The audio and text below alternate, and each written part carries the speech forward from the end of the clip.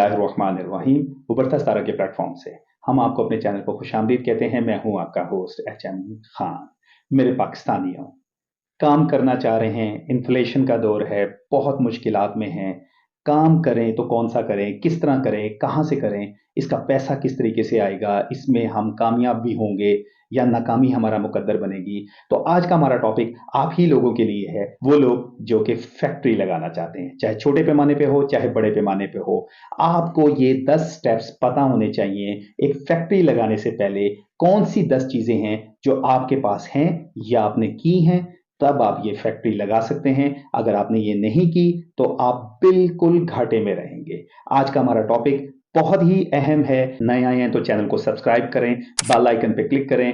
हमसे बात करनी हो, नीचे ईमेल एड्रेस मौजूद है, एनी टाइम ईमेल करें, फारिग औकात में आपको जवाब दे सकूंगा।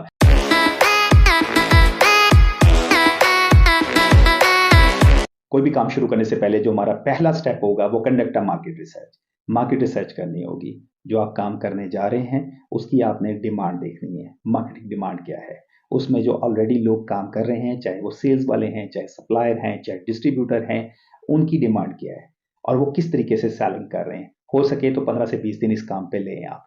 कंपटीशन का दौर है, कंपेटिटर को भी देखिए। हमारा दूसरा स्टेप, एक बिजनेस प्लान आपने बनाना है। बिजनेस प्लान में आपने क्या काम करना है और उसकी आउटलाइन क्या होगी। देखिए, उसमें एक आपने मार्केटिंग स्ट्रेटजी रखनी है सबसे पहले। उसके बाद टारगेट मार्केट आपकी कौन सी है। तीसरा, आपका फाइनेंशियल प्रोजेक्शंस कितनी है।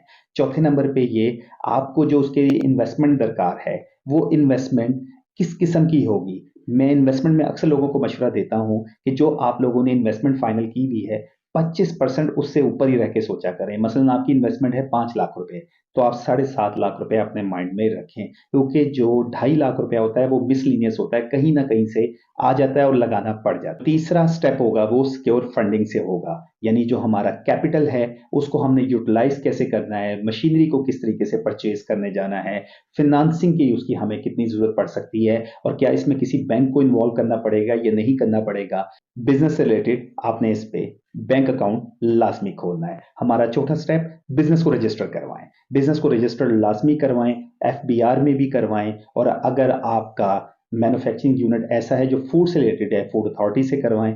अगर हमारा कोई ऑटोमोबाइल वगैरह से या कोई मशीनरी वगैरह से रिलेटेड है तो पाकिस्तान स्टैंडर्ड क्वालिटी अथॉरिटी से आपको कांटेक्ट करना पड़ेगा। एसईसीपी की रजिस्ट्रेशन भी आपको रिक्वायर्ड होगी। अगर प्रोप्राइटर में है तो फिर सिर्फ एफबीआर ही आपके लिए काफ़ी है।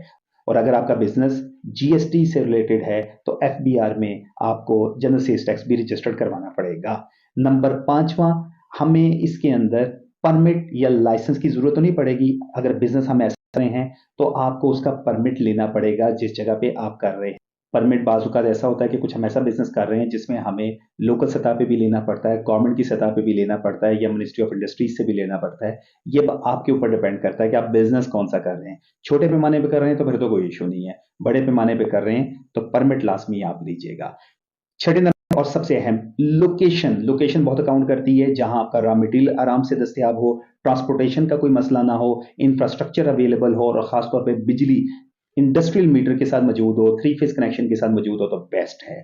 ये आपका सबसे अहम और पहला स्टेप ही होना चाहिए, लेकिन मैंने इसको छठे पे रखा हुआ है इसलिए कि पहले 5 मुकम्मल होंगे तो ये छठे स्टेप की तरफ आप आएंगे। अगर पहला 5 मुकम्मल नहीं है, छठे स्टेप की तरफ आने का आपको कोई फायदा नहीं है। 7 नंबर पे अब आपकी हर चीज रेडी हो गई है, ये 6 स्टेप पे आपने अमल कर लिया है। एम्प्लॉय हायर करें। स्किल्स ओरिएंटेड लड़के अगर आपको चाहिए प्रोडक्शन से रिलेटेड, उनको प्रोडक्शन से रिलेटेड लेकर आए। लेकिन यहाँ सेलिंग में और मार्केटिंग में एक्सपीरियंस हो या ना हो, लड़का शार्प होना चाहिए, उसको चीज बेचने का फन आना चाहिए। मेरा आप लोगों को मशवरा है, मैंने बाजू का देखा है कि लड़कों का एक्सपीरियंस नहीं होता लेकिन वो बहुत शार्प होते हैं और बाज एक्सपीरियंस लोग अपनी बैड हैबिट मार्केट से उठा के ले आते हैं और नए बिजनेस के लिए वो बहुत खतरनाक होते हैं। हायरिंग के दौरान जब आपने जज करना है कि कौन सा लड़का किस जॉब के लिए सूटेड है।